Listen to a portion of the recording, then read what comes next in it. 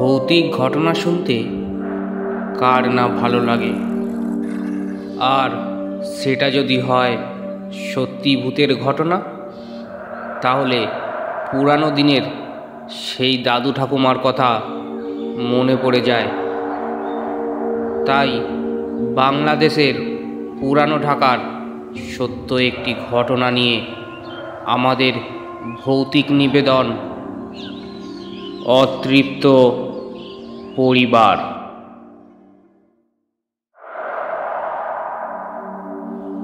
রাতুলরা পুরানো ঢাকার একটা অত্যন্ত পুরাতন গলির একটা বাসা ভাড়া নিয়েছে। এখনও আশেপাশের কারোর সাথে পরিচয় হয়নি। বাসার সব কিছু ঠিকঠাক করার পরে রাতুল এখন কিছুটা অবসরে আছে। তার আবার রাত জাগার অভ্যাস। একটু রাত হলেই ছাদে চলে যায়। এই বাড়িতে ওঠার পরে প্রথম যেদিন ছাদে উঠল তখন প্রায় 12টা বাজে। চারপাশে তাকাতে গিয়ে দেখে পাশের বিল্ডিংয়ের ছাদে একটা মেয়ে মাথা নিচু করে দাঁড়িয়ে আছে। পাশের বিল্ডিংটা এত কাছে ছিল যে একটু চেষ্টা করলেই ওই ছাদে চলে যাওয়া যাবে। রাতুল দেখল একটা মেয়ে ছাদে দাঁড়িয়ে আছে। এত রাতে রাতুল একা একটা মেয়েকে ছাদে দেখে একটু অবাকই হলো। তবু সাহস করে গিয়ে ডাক দিল, এই যে শুনছেন। মেয়েটা কোনো সাড়া দিল না, বরং যেভাবে দাঁড়িয়েছিল সেভাবেই থাকলো। এবার রাতুল আর একটু জোরে ডাকলো। এবারে মেয়েটি তাকালো। চোখের দৃষ্টি কেমন যেন শূন্য, মৃত মানুষের মতো। রাতুল বলল, আপু, আমরা এই বিল্ডিংয়ে নতুন এসেছি। নাম রাতুল, আপনার নাম কি? মেয়েটি আস্তে করে জবাব দিল, নিধি। রাতুল বলল, ও আপু, আপনি এত রাতে ছাদে এসেছেন কেন, তাও একা একা? নিধি বলল, প্রতিদিনই আসি, ভালো লাগে। এভাবে একটু একটু করে সেদিন অনেকক্ষণ গল্প করল রাতুল। তারপর বাসায় চলে আসলো। কিন্তু বাসায় আসার পরেই তার একটা অদ্ভুত অনুভূতি হতে লাগলো। তার মনে হতে লাগলো কেউ মনে হয় তাকে দেখছে। ও যখন খাটের পাশে দাঁড়াতো তখন ওর মনে হতো কেউ খাটের নিচ থেকে তাকে দেখছে। এক্ষুনি হয়তো তার পা ধরে টেনে তাকে খাটের নিচে নিয়ে যাবে। আবার ওয়াশরুমে গেলে মনে হতো ভেন্টিলেটর দিয়ে কেউ তাকে দেখছে। এভাবেই তার দিন যেতে লাগলো। আর এদিকে প্রতি রাতেই ছাদে উঠে নিধির সাথে গল্প চলতে থাকলো। এভাবে চলতে থাকলো রাতুলের দিন। রাতুল এক সময় খেয়াল করলো নিধি কখনো হাসে না। ব্যাপারটা ওর কাছে অদ্ভুত লাগলো। ভাবলো হয়তোবা এটা ওর স্বভাব।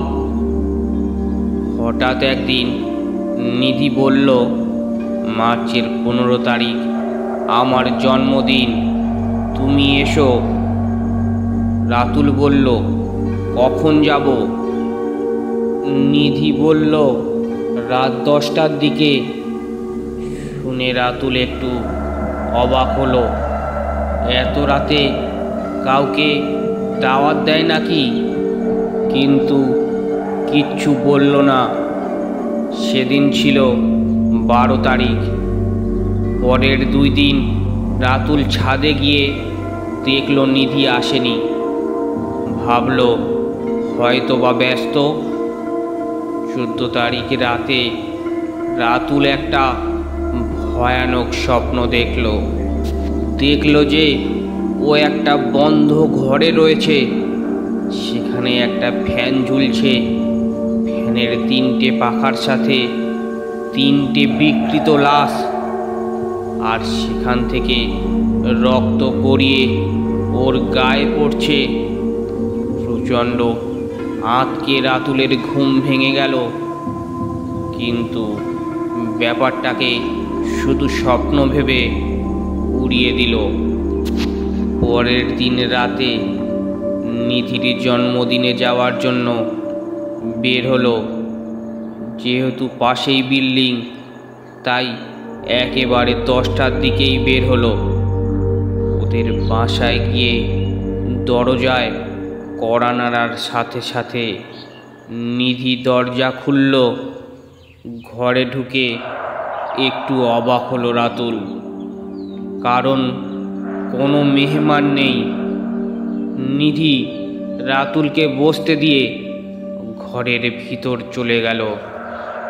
একটু পরে ওর বাবা মাকে নিয়ে আসলো নিধি। বাবা মাকে দেখে রাতুল একটু চমকে গেল, কারণ 3 জনেরই দৃষ্টি একই রকম, আর কারোর মুখেই কোনো হাসি নেই। রাতুল বুঝে গেল যে ও কোনো মহা বিপদে পড়তে যাচ্ছে। সাথে সাথে কোনো কথা না বলে দরজার দিকে পা বাড়িয়ে দিল রাতুল। কিন্তু ততক্ষণে ওরা 3 জন ওকে ঘিরে ধরেছে। তখন রাতুল সামনে জোরে জোরে দোয়া পড়তে লাগলো। দোয়া শুনে ওরা 3 জন চিৎকার করতে থাকলো, আর ওদের গায়ের মাংসগুলো খসে যেতে থাকলো। এরপর রাতুল কোনো মতে দৌড়ে বাইরে এসে অজ্ঞান হয়ে গেল। পরের দিন নিজেকে আবিষ্কার করলো হাসপাতালের বেডে। এলাকার লোকেরা ওকে উদ্ধার করে ভর্তি করিয়েছে। সুস্থ হয়ে উঠলে ও বাড়িটাতে গিয়ে দেখে তালা ঝুলছে। পরে আশেপাশের লোকের কাছে শুনল 12 বছর আগে এখানে একটা পরিবার ছিল। সেই 12 বছর আগে 15ই মার্চ কারা যেন এসে এদেরকে হত্যা করে ফ্যানের সাথে ঝুলিয়ে রাখে। তারপর থেকে প্রতি বছর 15ই মার্চ এখানে একটা লাশ পাওয়া যায়। রাতুলই ছিল একজন যে বেঁচে ফিরেছিল। এরপর রাতুল ওই এলাকা ছেড়ে অন্য এলাকায় চলে যায়। গল্পটি কেমন লাগলো অবশ্যই কমেন্টে জানাও, আর ভালো লাগলে চ্যানেলটি সাবস্ক্রাইব করে নাও। ধন্যবাদ।